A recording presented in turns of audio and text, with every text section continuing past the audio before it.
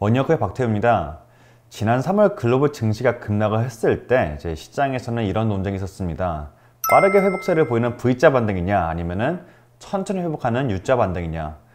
그런데 답은 이미 나온 것 같죠? 지금 그림 보시면은 누가 봐도 딱 V자를 보이고 있는데, 물론 이게 다시 한번 2차 하락이 오는 W가 될 수도 있는 거지만 일단은 이 상승세가 심상치가 않습니다. 코스피로 보면은 연초에 2277이었던 게 1450 정도까지 내려갔었거든요. 근데 그게 벌써 1920대를 넘나들고 있죠. 미국도 마찬가지죠.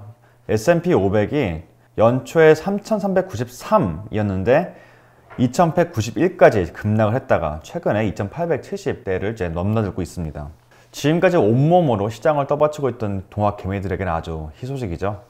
이 글로벌 코로나 바이러스 확진자 추이가 줄어들고 있고, 주요국들의 이제 경제 재개를 앞두고 있다고는 하지만 이 모든 사태가 다 끝난 것도 아닌데 주식이 이렇게까지 빨리 올라도 되냐라는 의문이 들기 시작을 합니다.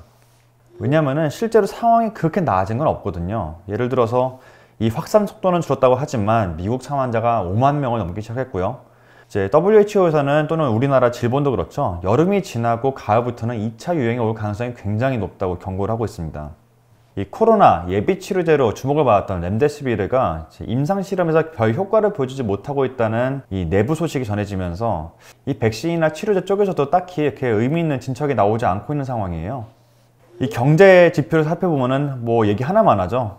이 그림이 미국의 신규 실업수당 청구 건수입니다. 그러니까 매주 새롭게 일자리 잃은 사람들이 이 실업수당을 청구한 건수를 말씀드리는 거예요. 보시면 차트가 좀 이상한데, 이게 원래 평소에는 한 20만 전후의 숫자를 나타내는데 이게 코로나 바이러스 발발 이후에 300만, 600만, 500만 이런 숫자를 찍게 됩니다. 차트가 완전히 망가졌죠. 그러니까 이 코로나 사태가 발생한 이후로 한 4, 5주 동안 무려 2,500만 명이 넘는 미국인이 직장을 잃었다는 겁니다. 그러다 보니 그 미국 경제가 정상적일 수가 없죠. 그래서 지금 JP모건에서는 미국의 2분기 경제를 25% 역성장할 거라고 전망하고 있고, 모건스탠리 같은 곳에서는 뭐 기업 실적이 전년 대비 30% 이상 하락할 거라고 예상을 하고 있습니다. 상황이 이렇다 보니까 이 경제적 측면에서 봤을 때는 이번 팬데믹이 거의 2차 세계대전과 같은 파괴력을 이제 보여주고 있다고 얘기를 합니다. 그런데 반면에 이 주가는 이런 상황을 아는지 모르는지 계속 오르고 있죠.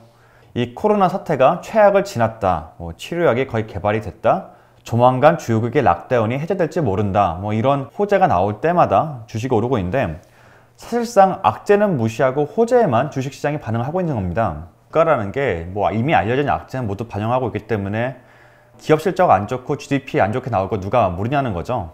그럼에도 불구하고 지금 상황이 현재 주가 수준이나 이 상승 속도를 지지하냐에 대해서는 사실 의문이 드는 게 사실입니다. 일반 투자자뿐만이 아니라 이제 금융인들 사이에서 굉장히 미스터리한 부분이기 때문에 저도 이런저런 고민을 해보다가 증권사 리포트를 좀 살펴봤습니다. 참고로 제가 미국 위주로 말씀을 드릴 건데 사실 정도의 차이가 있을 뿐이지 방향성은 미국만 보면 되거든요. 특히 우리나라 같이 수출을 먹고 사는 나라는 더욱 그렇습니다. 한화투자증권의 김일구 애널리스트 리포트를 보게 돼서 간단히 소개를 드리려고 합니다. 사실 이번 시장 폭락이 왔을 때 미국의 정부와 연준의 강력한 경기 부양책이 이 시장의 반등을 이끌었다는 것에 대해서는 아무도 이견이 없습니다. 그리고 연준의 완화적인 통화 정책 때문에 시장의 유동성이 풀리면서 주식시장이 오를 수 있었다는 것은 굉장히 식상한 얘기죠. 문제는 단지 그 이유만으로는 이 주가 상승의 속도가 설명이 안 된다는 겁니다. 그런데 이 김일구 애널리스트가 지적한 지점은 바로 파격적인 금리 인하 말고도 부도율을 낮추는 기업 자금 지원 대책이었습니다.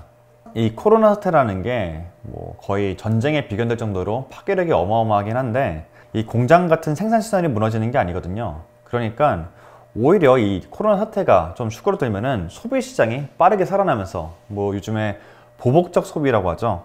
이 보복적 소비가 일어나면은 전보다도 오히려 더 크고 빠르게 시장이 살아날 가능성이 있다는 겁니다. 이런 시장의 반등을 가능케 해주는 전제 조건이 바로 이 공장 같은 생산 주체, 기업이 살아 있어야 된다는 거죠. 사실 지난 3월에 시장이 급락한 가장 큰 기여를 한 부분 중에 하나가 바로 기업의 연쇄부도 우려였습니다. 이 기업의 연쇄부도 가능성을 보여주는 게 하이힐드 스프레드라는 건데, 일종의 비우량 기업의 대출 비용을 보여주는 지표입니다. 그런데 이 지표를 보시면 최근에 이게 역대급으로 치솟은 것을 보실 수가 있죠. 그러니까 이 코로나 사태가 지나갈 때까지 기업을 살려만 두면은 얼마든지 시장이 다시 아무 일 없었던 것처럼 정상화될 수 있다라는 기대감이 있었다는 겁니다. 그런데 이를 위해서 미국 정부와 연준이 어떻게 했느냐? 코로나 바이러스 지원과 구제 및 경제 안보를 위한 법, 영어로 CARES Act라는 것을 통과시킵니다. 이 법이 어떤 내용을 담고 있냐면요. 기업이 도산하는 걸 막기 위해서 미국 재무부가 4,500억 달러 정도를 쓸 수 있도록 만들었고, 연준은 이 금액의 적게는 8배에서 많게는 14배 규모로 지원할 수 있게 해줬습니다. 그러니까 액수로는 약 4조 달러에서 7조 달러라는 이제 어마어마한 숫자가 미국 기업이 망하지 않도록 쓰인다는 겁니다. 그래서 4월 8일에 연준의 자산 내역을 보면은 지금까지 그 어마어마한 금액 중에 1296억 달러만 썼다고 하니까 앞으로 망할 기업도 얼마든지 이제 감당해낼 수 있다는 거죠. 게다가 실업으로 이제 가계소득이 줄어드는 걸 막기 위해서 만약에 대출을 받은 중소기업이 해고를 하지 않으면은 빚 전액을 탕감시켜주는 파격적인 제도를 시행하게 됩니다. 이걸 다 얘기하자면요. 보시는 것처럼 한 번에 다 나열하기도 어려울 정도입니다. 그런 이 최악의 경제 환경에서도 가계소득이 거의 줄어들지 않는다는 거고, 사실 일시적으로 나빠졌던 고용지표 자체에 큰 의미를 둘 필요 없다는 겁니다.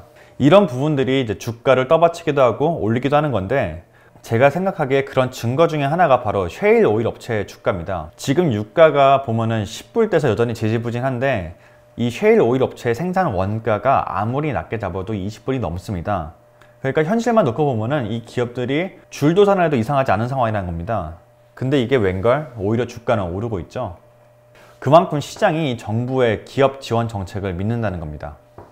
그리고 이 김일구 애널리스트가 다른 리포트에서 이 주가 상승의 근거를 또 제시를 했는데, 바로 ETF입니다. 최근 급락 이후로 특정 섹터만 오른 게 아니라 전 섹터가 이제 골고루 비슷한 속도로 주가 상승이 나타나고 있는데, 실물 경제가 악화될 것이 분명한데 실적과 무관하게 이제 모든 섹터가 같이 오르는 유일한 길은 ETF밖에 없다는 겁니다. 지난 수년간 ETF로 들어온 자금이 어마어마한데, 최근에도 이 ETF 자금 유입이 꾸준하게 일어나고 있죠. 다시 말해서 과거에 이런 이제 급락장 이후에 반등 패턴을 익힌 한국과 미국을 비롯한 글로벌 개인 투자자들이 주식 매수세, 그러니까 동학 개미 운동이 글로벌 레벨에서 일어났다는 겁니다. 그리고 그게 이 주식시장의 반등을 강하게 지지하고 있다는 거죠. 근데 이렇게 설명하는 김일구 애널리스트조차도 최근에 이제 주가의 상승세와 이 주가의 레벨이 부담스러운 건 사실입니다. 이 정부 부양책으로 기업이 생존을 하고 가계소득이 유지가 된다고 하더라도 사실 기업 실적이 어느 정도 나빠질 거라는 거는 불보듯 뻔한 사실이거든요. 그러다 보니까 이 기업 실적이 숫자로 찍히기 시작하면은 얼마든지 추가 하락이 나올 수 있다라는 그런 불안감이 드는 것도 사실입니다.